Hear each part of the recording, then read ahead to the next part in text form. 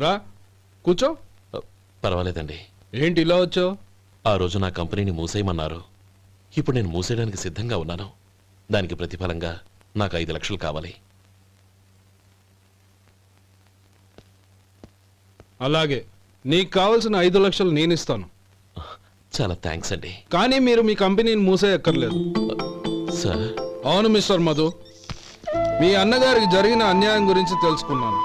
మీ కుటుంబం గురించి కూడా విన్నాను. సహజంగా అందరూ ఐకమత్యానికి ఉదాహరణ రామలక్ష్మణులు అంటారు. కానీ ఆ రామలక్ష్మణులు ఎలా ఉంటారనేది పుస్తకాల్లో చదవడం తప్ప ఎవ్వరూ చూడలేదు. మీ అన్నదమ్ములను చూస్తే ఆ రామలక్ష్మణులు ఇలాగే ఉండేవారేమో అనిపిస్తుంది. అలాంటి కుటుంబానికి ఇలాంటి ఇబ్బంది రావడం నిజంగా దురదృష్టం. రామునికి హనుమంతుల్లా కాకపోయినా ఏదో ఉడతా భక్తిగా నా వల్ల వీలైన సహాయం ఈ 5 లక్షలు తీసుకో. మీ కంపెనీ పేరు మీదే అన్ని సరుకులు తయారు చేయండి. నేను వాటిని ప్రపంచమంతా మార్కెటింగ్ చేస్తాను. సార్, మీ రుణం ఉంచుకోను, తొందరలోనే తీర్చేస్తాను. స్నేహితుల మధ్య రుణాలేంటి మధు? We are friends.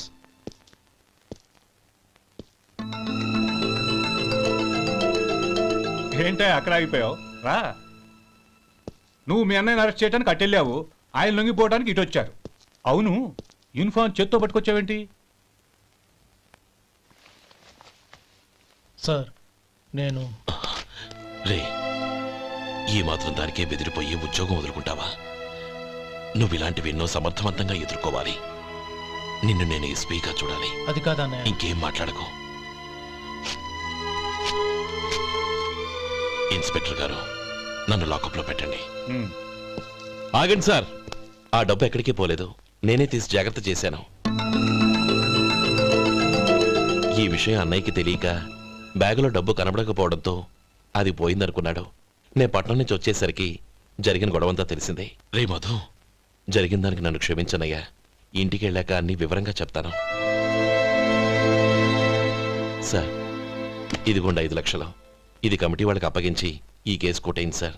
భలే వాడివయ్యా, తీసినప్పుడు ఒక మాట ఆయనతో చెప్పుండొచ్చుగా. అనవసరంగా పెద్ద స్టేషన్ వరకు రప్పించావు. Sorry sir. అన్నయ్య, మీరు ఇంటికి వెళ్ళండి, నేను లెక్క అప్ప చెప్పేసి వస్తానండి. అలాగే. ఎలా దెబ్బ కొట్టాలన్నా కుదరటం లేదు. అయినా వీళ్ళకు ఉన్న పళ్ళంగా 5 లక్షలు ఎలా వచ్చాయి? అదే బావా, నాకు అర్థం కావటం లేదు. నీకు అర్థమైతే ఆశ్చర్యపడాలి కానీ అర్థం కాకపోతే ఆశ్చర్యమేముంది? ఎవడ్రా వాడు?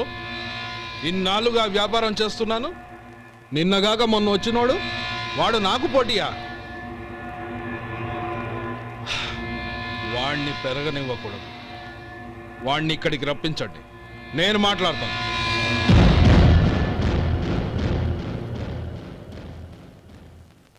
నమస్కారం అండి.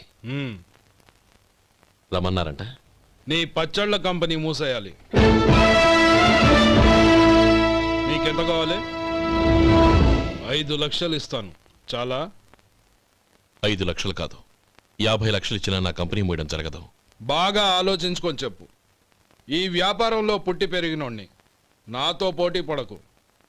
నా చేతి కింద 6,000 మంది పనిచేస్తున్నారు. ఆంధ్ర మొత్తం నాకు బ్రాంచులు ఉన్నాయి. నేనే మార్కెటింగ్ చేయలేకపోతున్నాను. ఆఫ్టర్ ఆల్ ఒక కుటీర పరిశ్రమలా పెట్టుకొని నువ్వెలా మార్కెటింగ్ చేయగలవు? 6,000 మంది వర్కర్స్ని పెట్టుకుని ఆంధ్ర మొత్తం బ్రాంచీలున్న మీరే నా కంపెనీ చూసి భయపడుతున్నారంటే నా సరుకులో నాణ్యత ఉందనేగా. ఆ నాణ్యత ఉన్నంత వరకు నాకెవరూ పోటీ కాదు. ఈ ప్రపంచంలో నేను ఎక్కడైనా మార్కెట్ చేయగలను. వస్తాను.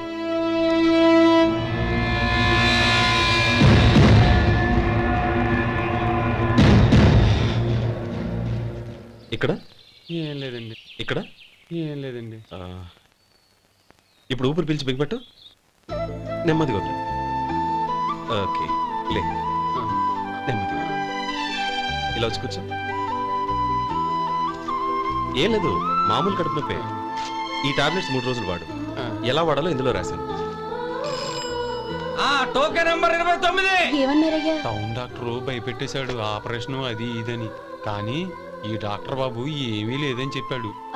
ఈ బాబు 10 కాలాల పాటు చల్లగా ఉండాల.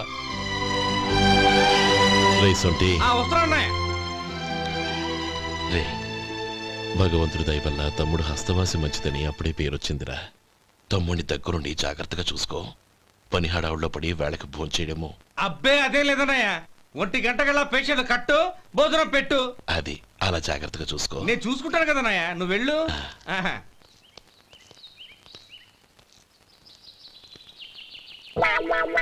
అయ్యో ఏంటయ్యా ఉంటున్నాడా ఈ దెబ్బలు? ఏదైనా యాక్సిడెంటా?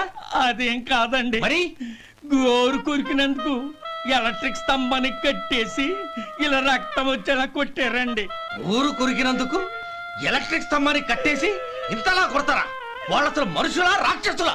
చాలా థ్యాంక్స్ అండి, కనీసం మీరైనా అర్థం చేసుకున్నారు. వాళ్ళు అర్థం చేసుకోలేదండి.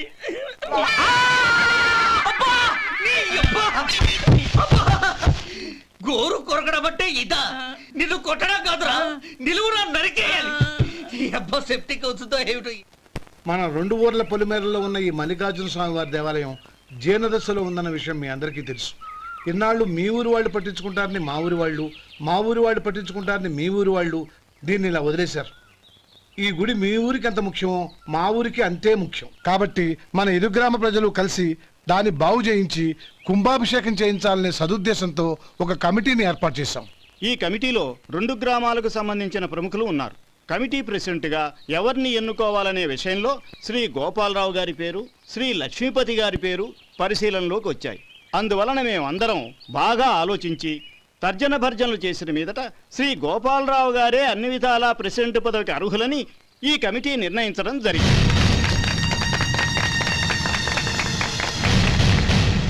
అంచేత ఈ ఉభయ గ్రామ ప్రజలు శ్రీ గోపాలరావు గారికి ఉదారంగా విరాళాలు అందజేసి ఈ శుభకార్యాన్ని జయప్రదం చేయవలసిందిగా కోరుతున్నాం. ఏంటి ఇంకా రాలేదా? ఏంటయ్యా టైం 10 అవుతోంది, బోర్డు మీద 10 గంటలను రాసింది. మీ డాక్టర్ ఇంకా రాలేదు. అసలు మీ డాక్టర్ కి టైం సెన్స్, పంక్చువాలిటీ ఏమైనా ఉన్నాయా? ఇంతకీ మీరెవరండి? నేను డాక్టర్ అమ్మని. ఓహో, మీరు డాక్టరేనా? డాక్టర్ అంటే డాక్టర్ని కాదయ్యా, డాక్టర్ని చేసుకోబోయేదానని అర్థం. ఓహో, అవును, నువ్వెవరు? నేను ఇక్కడ టోకన్ ఇస్తూ ఉంటానులేండి. తప్పుకోవయ్యా. అవును, మీ డాక్టర్ కి ఎవరో అన్నయ్య ఉన్నాడంట కదా, ఎలాంటోడు?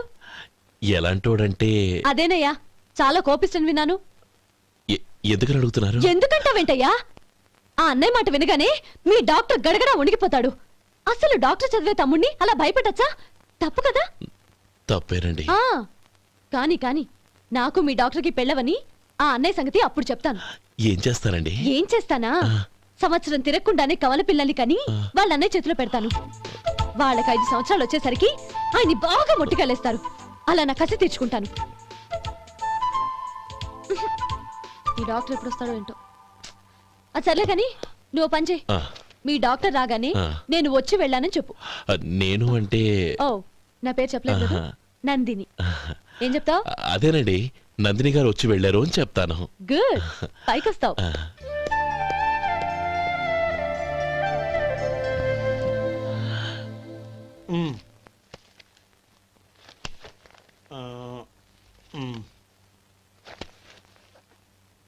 దీంతో మొత్తం 4,98,200 అయ్యాయి.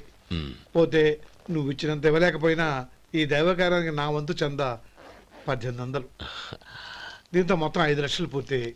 సరేరా, నేను ఈ డబ్బు తీసుకుని పట్నం వెళ్ళి బ్యాంక్ లో వేసి వస్తాను. అలాగే, నేను నీతో వద్దాం అనుకున్నాను రా, అనుకోకుండా సాయంత్రం ఇన్స్పెక్షన్ వచ్చింది. పర్వాలేదులే, వెళ్ళొస్తాను.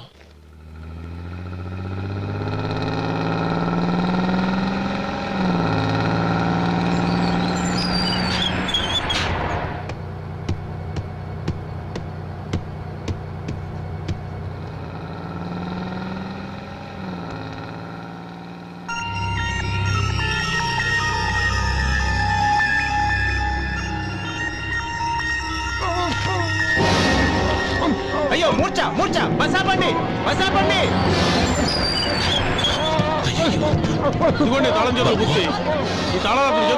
వీటి వల్ల ప్రయోజనం లేదు. 4 ఖర్చుకోకుండా పళ్ళ మధ్య పెట్టడానికి గట్టిగా ఏదైనా ఉంటే ఇవ్వండి. ఇదిగో చూడండి.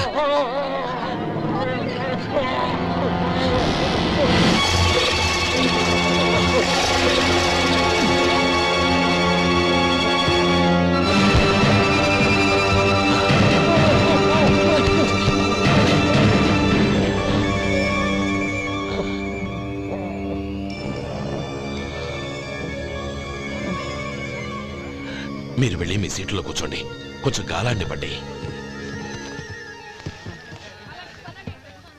ఇప్పుడు ఎలా ఉంది బాబు?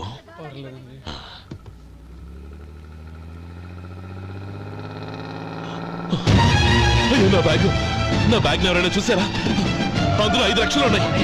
నా బ్యాగ్ వెంటనే బస్ ఆపండి, ఎవరిని కింద దిగవద్దు, అందరినీ చెక్ చేయండి. నా అంచనా తప్పు కాలేదు. వాడి మంచితనమే వాడిని దెబ్బకొట్టింది. మన వాళ్ళని పంపించి గుడి తాలూకు డబ్బు కొట్టేశాడని పోలీస్ కంప్లైంట్ ఇవ్వండి. ఇప్పుడు ఆ స్టేషన్లో ఎస్ఐ వాడి తమ్ముడే. వాడే వెళ్ళి వాడి అన్నయ్యని అరెస్ట్ చేసి వీధుల్లో నడిపించుకు తీసుకురావాలి. అది నేను కళ్ళారా చూడాలి, మనసారా సంతోషించాలి. అయ్యా గోపాలం గారు, మీరు దేవస్థానం సొమ్ము దొంగిలించారని ఎవరో పోలీస్ కంప్లైంట్ ఇచ్చారంట. మిమ్మల్ని అరెస్ట్ చేయడానికి మీ తమ్ముడు గారు వస్తున్నారు.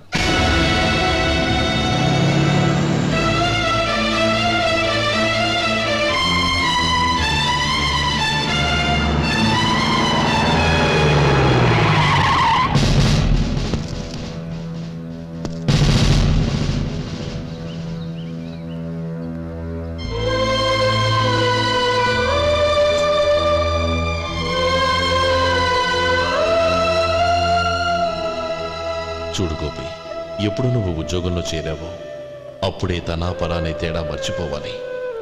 నేరం చేసిన వాడు నీ తమ్ముడైనా అన్నైనా సరే శిక్షించాల్సిన బాధ్యత నీది. అదే నువ్వు నీ ఉద్యోగానికి ఇచ్చే గౌరవం.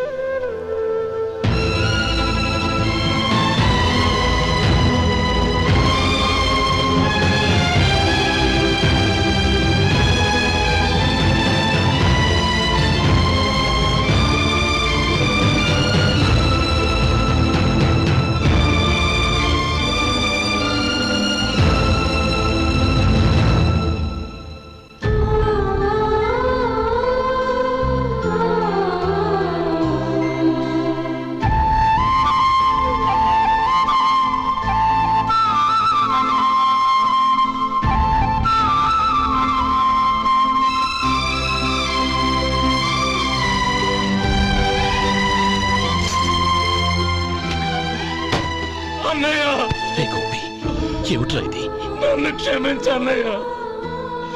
నేను కోరి ఉద్యోగుల చేర్లు మాట నిజమే, కానీ ఇలాంటి పరిస్థితి ఎదురవుతుంది అనుకోలేదు.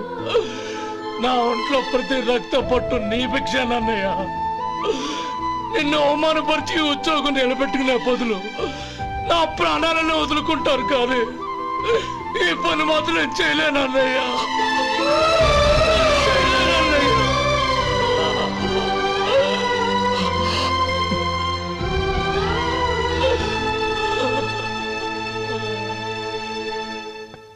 ఏరా, ఇన్నేళ్లు కష్టపడి సంపాదించిన ఉద్యోగానికి రాజీనామా చేస్తావా? కనీసం నీ పెళ్ళాం ఏమనుకుంటుందోనని ఆలోచించావా? ఇందులో అనుకోవడానికి ఏముంది మామగారు? ఎండనక వాననక కష్టపడి ఓ తండ్రి కంటే ఎక్కువగా ఈయన్ని పెంచి పెద్ద చేశారు బావగారు. అలాంటి దేవుణ్ణి అరెస్ట్ చేసే ఆ ఉద్యోగం ఈయనకు అవసరం లేదు. బాగుంది. అన్నకు తగ్గ తమ్ముడు, తమ్ముడికి తగ్గ పెళ్ళాం. సరే, మీ ఇష్టం. నానమ్మ, అన్నయ్యడి. నమస్కారం అండి. ఓ నువ్వా? రా కూర్చో. పర్వాలేదండి. ఏంటి ఇలా వచ్చావు? ఆ రోజు నా కంపెనీని మూసేయమన్నారు. ఇప్పుడు నేను మూసేయడానికి సిద్ధంగా ఉన్నాను. దానికి ప్రతిఫలంగా నాకు 5 లక్షలు కావాలి. అలాగే, నీకు కావాల్సిన 5 లక్షలు నేను ఇస్తాను. చాలా థ్యాంక్స్ అండి. కానీ మీరు మీ కంపెనీని మూసేయక్కర్లేదు. సార్? అవును మిస్టర్ మధు, మీ అన్నగారికి జరిగిన అన్యాయం గురించి తెలుసుకున్నాను. మీ కుటుంబం గురించి కూడా విన్నాను. సహజంగా అందరూ ఐకమత్యానికి ఉదాహరణ రామలక్ష్మణులు అంటారు. కానీ ఆ రామలక్ష్మణులు ఎలా ఉంటారనేది పుస్తకాల్లో చదవడం తప్ప ఎవ్వరూ చూడలేదు. మీ అన్నదమ్ములను చూస్తే ఆ రామలక్ష్మణులు ఇలాగే ఉండేవారేమో అనిపిస్తుంది. అలాంటి కుటుంబానికి ఇలాంటి ఇబ్బంది రావడం నిజంగా దురదృష్టం. రామునికి హనుమంతుల్లా కాకపోయినా ఏదో ఉడతా భక్తిగా నా వల్ల వీలైన సహాయం ఈ 5 లక్షలు తీసుకో. మీ కంపెనీ పేరు మీదే అన్ని సరుకులు తయారు చేయండి. నేను వాటిని ప్రపంచమంతా మార్కెటింగ్ చేస్తాను. సార్, మీ రుణం ఉంచుకోను, తొందరలోనే తీర్చేస్తాను. స్నేహితుల మధ్య రుణాలేంటి మధు? We are friends.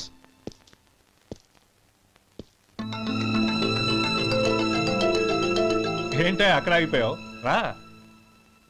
నువ్వు మీ అన్నయ్యని అరెస్ట్ చేయడానికి అట్టెళ్ళావు, ఆయన లొంగిపోవడానికి ఇటు వచ్చారు. అవును, యూనిఫామ్ చేత్తో పట్టుకొచ్చావేంటి?